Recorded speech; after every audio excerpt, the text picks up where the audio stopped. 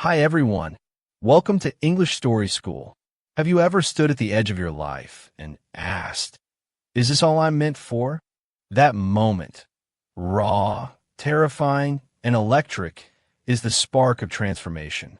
Let me take you to a time not in this modern world, but in a land of iron swords and burning skies. A time when warriors didn't just fight for kingdoms, they fought for purpose. Part 1. The Call of Fire.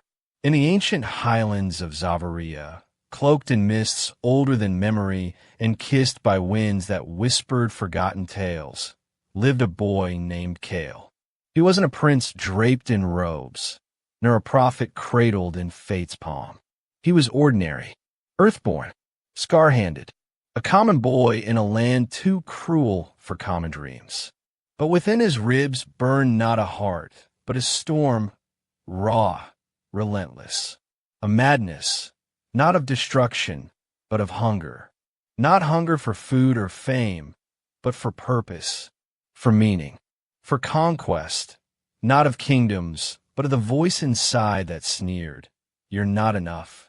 Kale's village, Ilarwin, lay nestled in silence. Not the peaceful kind, but the haunting stillness that follows war. The kind where dreams are buried alongside the dead. Years ago, fire had rained from the skies, and with it died every ambition the village once held. Since then, hope had been outlawed, unspoken, unseen. Even joy was rationed. People wore duty like armor and silence like skin. But Kale? He rebelled in whispers. He rebelled in bruises. Every morning, before dawn cracked the mountain's cold spine, Kale was awake, in the ash fields beyond the village. There he trained with a broken blade he'd found buried in soot, a relic from a forgotten skirmish. Its edge was dull, but Kale's resolve was sharp. He didn't train for praise. No one ever watched. No one ever cared. He trained because his soul screamed, "Sacrifice today, shine tomorrow." He slashed at shadows. He danced with ghosts. He carved sweat into discipline and bled into focus. His body ached. His hands split. Yet every scar whispered, "You are becoming." The villagers saw him and laughed. A foolish boy chasing nothing. But Kale, staring into the void, whispered to his agony, "You are the forge. Shape me well." Comfort is the enemy of greatness. His arms trembled, but he lifted the sword. His lungs burned, but he didn't stop. His legs gave way, but he rose again. One day, an elder named Brown, who'd once commanded legions in the Sapphire Wars, watched from the shadows. Brown hadn't spoken in years. He had buried too many soldiers, too many sons. But something about Kale's madness, his silent war, ignited a long-dead fire in the old warrior's chest. Later that evening, Kale returned from the fields, limping but undefeated. Brown stopped him. His voice was gravel, cracked by grief and time. "Why do you fight when no one asks you to?" Kale looked up, defiant and raw. "Because I refuse to die ordinary." Brown stared for a long moment, then nodded. "Then bleed well, boy. The world breaks only those it means to raise. Some are born to follow. A few are cursed to lead. The curse is pain. The reward is purpose." That night, Kale didn't sleep. His arms twitched with exhaustion, but his heart blazed with something stronger than rest, conviction. Outside his window, the mountains stood silent. But he could hear them now, whispering, tempting, calling. This was the beginning. The fire had called, and Kale had answered. Sacrifice is the ritual of the destined. And destiny? Destiny was sharpening its blade. Part 2. The Trial of Blood and Stone. One day, as dusk smothered the sun and the highlands bathed in an eerie silence, a bloodied silhouette stumbled into the village. It was a warrior, his armor cracked, his eyes haunted by horrors unseen. He spoke not with pride, but with urgency, of the dark reign, a ruthless empire that devoured hope, city by city. Fire followed its banners, and despair was its anthem. But Cale, he didn't flinch. He didn't ask for a sign or seek permission from elders buried in fear. He acted. He carried the broken man on his shoulders, every step soaked in mud and the copper scent of blood. For days, Cale tended to him, not as a healer, but as a student. In return, the warrior gave him more than swordplay. He handed down the brutal gospel of discipline.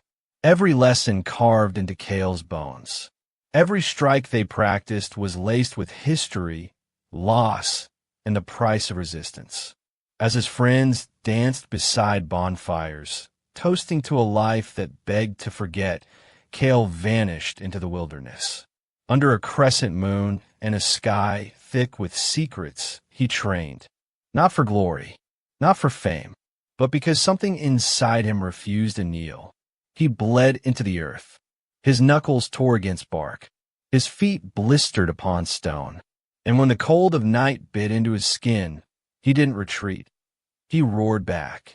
Pain became his counsel, silence his audience. His cries weren't of weakness. They were war chants to the future. The warrior would say, "Victory is not given. It's earned cut by cut." And Cale believed. He wore his scars like medals no one could steal. Each wound a reminder that comfort was the real enemy. Not swords, not death. The blade was only sharp if the soul behind it burned. So he rose. When the dark rain stormed the valley, cloaking the sky in ash and thunder, Cale stood alone. Not as a chosen one, not as a hero, but as a boy who had fed on discipline, who had made pain his ally and rejection his fuel. His sword didn't just swing, it sang. Every motion was poetry written in blood and grit. The ground beneath him trembled not from fear, but from the unbreakable will of someone who had nothing left to lose but his limits. He moved like fire possessed. For every attack they threw, Cale responded with precision born of madness and faith. His breath echoed with lessons whispered under stars. His strikes told stories of cold nights, of silent training, of the resolve that grew louder when the world doubted him. Discipline, Cale whispered through gritted teeth as blades clashed, is the language of the undefeated. And the village watched. Not a boy, but a force. Not a tale, but a truth. Cale wasn't merely fighting for survival. He was the embodiment of sacrifice made flesh. Every moment of comfort he rejected now stood beside him like an army. Quote, "The night is darkest, not before dawn, but before decision." And Cale had already chosen. As the dust settled and the enemies lay broken, the villagers saw what Cale had always known, that the path to greatness is not paved with applause, but with moments no one sees. And still he didn't stop. He didn't bask, because the journey wasn't about proving the world wrong. It was about proving himself right. This was only the trial. The real war had yet to begin. Part 3. The Mountain of Forgotten Names. Cale's victory in the valley against the dark rain wasn't the end of his journey. It was a signal, a whisper from the universe, reminding him that greatness wasn't a destination, but an unrelenting pursuit. And so, with a resolve stronger than ever, he set his sights on Immerse, the Mountain of Forgotten Names, a place that even the gods feared. Immerse wasn't merely a mountain. It was a living legend, carved not from stone, but from the bones of those who had dared to reach its peak and failed. Those who had ventured there never returned. Not even the bravest warriors had the strength to withstand the trials it presented. It was a place of unimaginable suffering, a place where hope came to die. Yet, Cale didn't seek comfort, he sought meaning. And this mountain, whispered in the quiet corners of his mind, was where he would find it. The villagers spoke in hushed tones about Immerse. Stories of warriors lost to the storms, the hungry beasts that prowled its darkened slopes, and the cruel winds that threatened to tear apart even the most determined souls. But Cale wasn't here for stories. He was here for a truth that echoed in his chest, a truth that burned with every step he took, louder than any fear, stronger than any doubt. With nothing but his will, his sword, and the scars of his past, Cale began his ascent. The path was treacherous, hidden beneath a canopy of twisted trees that seemed to bend and reach for him as though to warn him, to beg him to turn back. The first storm hit just as he reached the base of the mountain. The winds howled like the wails of the damned, clawing at his skin, pulling him backward with every gust. But Cale, driven by an unbreakable spirit, continued. Every step felt like a battle against the very earth itself, but he refused to yield. As the storm raged around him, Cale knew that this was not simply a physical battle. It was one of the mind. The mountain wasn't testing his strength alone.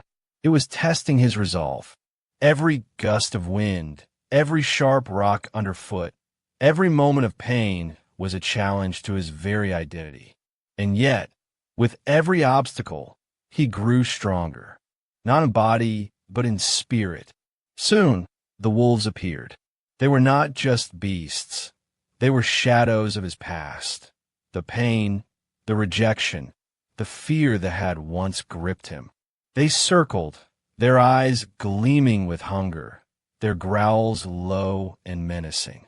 For a brief moment, Cale felt the familiar sting of terror. But he remembered what he had learned. Fear was a force, yes, but so was courage. He drew his sword, the blade singing through the air as he defended himself against the relentless pack. They were vicious, faster than he could anticipate, and their fangs glinted in the dim light. But Cale fought with everything he had, his movements sharp and determined. Each blow he landed was a declaration that he would not be a victim of his circumstances. The wolves retreated, but Cale didn't celebrate. He didn't rest. The victory, small as it seemed, was part of something greater, a piece of the puzzle that would define his destiny. With the wolves gone, hunger crept in. The pain of starvation gnawed at his insides, making every movement feel like an eternity. Yet, even in the midst of hunger, Cale found something in the silence of the mountain. He found a part of himself that he didn't know existed, a part that whispered to the wind, "Take what you must, but I will rise." The nights were long, the cold unbearable, but Cale never sought comfort. He sought meaning. In the heart of the mountain, where the echoes of forgotten names lingered like ghosts, he found clarity. The trials had stripped him of everything except his will. And that was enough. His heart beat not with fear, but with the fire of purpose. He wasn't climbing for glory. He wasn't climbing to become a legend. He was climbing for something larger than himself. The mountain took everything from him. His body weakened, his spirit tested, but it never broke him. The cold, the hunger, the storms, they were all part of the process. With every step, every moment of pain, Cale's understanding of greatness deepened. It wasn't about the rewards. It was about the fire that burned within him, a fire that no storm could extinguish. Finally, after what seemed like an eternity, Cale reached the summit. His body was broken, his flesh raw and bruised, but his soul stood tall. And in the silence of the peak, where no one had dared to tread, a fire spirit appeared. It was both fierce and ethereal, its form glowing with an inner flame that illuminated the darkness around it. The spirit's eyes pierced through Cale's soul, as if it could see into the deepest parts of his being. "Why do you seek greatness?" the spirit asked, its voice soft yet powerful, like the crackling of firewood in a quiet hearth. Cale, exhausted but resolute, stared into the flames and spoke words that had been forged in the depths of his struggle. "So that no child sleeps in fear again. His voice was steady, the weight of his journey reflected in every syllable. It wasn't about himself. It was about the world he wanted to create, the world he was willing to sacrifice for. The spirit nodded, its flames flickering in approval. The purpose bigger than you is the fire that never dies. Cale understood then, in the silence of the peak, that greatness was not for personal gain. It was not for glory or fame. It was about the fire within, a fire that could never be quenched by the trials of the world. It was the fire that burned for a cause greater than oneself, a cause that could change the world. He had climbed the mountain of forgotten names, not to leave a legacy, but to find himself. The mountain had taken everything from him, but in return, it had given him the one thing that mattered most, the understanding that sacrifice, no matter how great, was the key to unlocking the fire within. And that fire, once lit, would never die. Quote, "The mountain does not break you. It only reveals what you are made of." Part 4. The Unstoppable Mindset. Cale returned to his village, but he was no longer the boy who had once trained with a broken sword in the fields. He had become something far more powerful, a movement, a force that could not be ignored nor stopped. He had ascended beyond the mere status of a warrior. He had transcended the concept of victory and defeat. In his heart burned the relentless fire of one who had seen the abyss and emerged unbroken. And now that fire would spread. The village, once silent, began to buzz with life. Cale wasn't content with personal glory. He wanted to ignite the same fire in others. His story, forged in blood and struggle, became the very foundation of a new belief system. He gathered those who sought more, those who dared to dream, and those who felt the same hunger he had once felt in his chest. And together, they built the Hall of Fire, a sanctuary not just for swords, but for stories. A place where struggles were no longer seen as failures, but as rites of passage. It was here that Cale taught the world that pain wasn't the end of the journey. It was the beginning of greatness. The hall was unlike any other training ground. It wasn't merely a place to wield weapons. It was a forge for the soul. In the flickering light of the fire, warriors came not only to hone their bodies, but to embrace the truth of their scars. They shared their pain and triumphs as if they were treasures, for in the hall, every scar was a story of survival. Every calloused hand, every broken bone, and every tear shed in the quiet of the night were regarded as symbols of strength. These are the marks of those who chose the fire over comfort, Cale would say. And it is this fire that forges legends. The training didn't stop with the body. It was a comprehensive test of the mind, the spirit, and the heart. The message Cale spread was simple but profound. Struggle is not the curse. It is the path to becoming. You do not rise by avoiding pain. You rise by kneeling to it, greeting it, and saying, "Make me mighty." Every day, Cale woke before the sun, his body aching from the weight of years of sacrifice. But he never stopped, for he knew that greatness wasn't a gift. It was earned through consistency and relentless action. He wasn't the strongest man to ever walk the earth. He wasn't the most talented, but he understood one thing. It wasn't talent that changed the world. It was the fire inside, the drive to keep going when the world told you to stop. It was the mindset that told you that no obstacle was too great, no trial too painful to break you. He became a legend, yes, but not for the reasons many would assume. It wasn't because he could lift the heaviest sword or defeat the fiercest opponent. Cale became a legend because he lived by a code that was stronger than any sword: sacrifice. He made sacrifice his religion and consistency his sword. While others lay in bed, he trained. While others complained, he moved forward. Cale's strength lay in his refusal to yield to the things that would slow others down. And in his journey, he didn't just change his own life. He transformed an entire generation. He built a culture that didn't worship talent or luck. No, Cale taught that anyone could rise, regardless of their birth, their situation, or their past. You don't need talent. You need fire, he would say. And fire wasn't a gift given to a few. Fire was something that could be forged within anyone who dared to give everything, who dared to make their heart burn with the purpose of a greater cause. Years passed, and the legend of Cale grew. His name spread beyond the village, carried on the lips of those who had been changed by his teachings. They spoke of the Hall of Fire, where pain was embraced, where sweat was earned, and where the impossible became possible. And as his legend spread, Cale continued to climb. He didn't stop at one victory. He didn't stop at one challenge. His life became a constant ascent, a pursuit that never ceased. There was no finish line. The only direction he knew was forward. But Cale never let his name become a barrier. He never let the legend of his past cloud his actions in the present.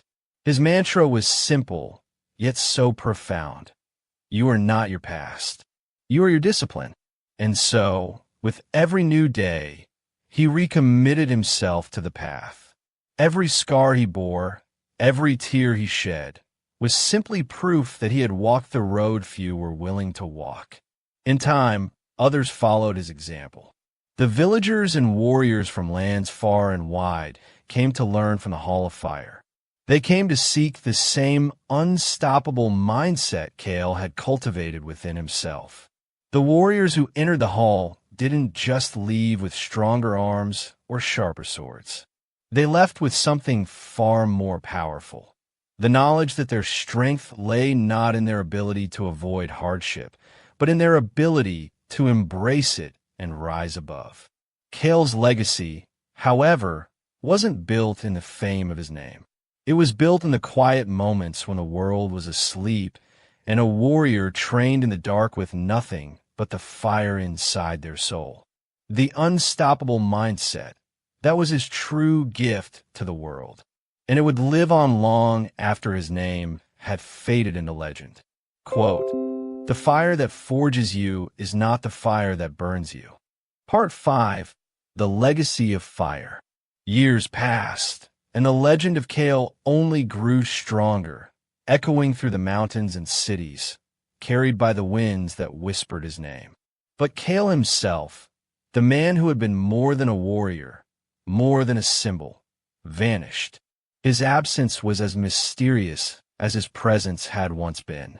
Some say he became one with the fire that had defined him, his soul merging with the flame that had fueled his rise.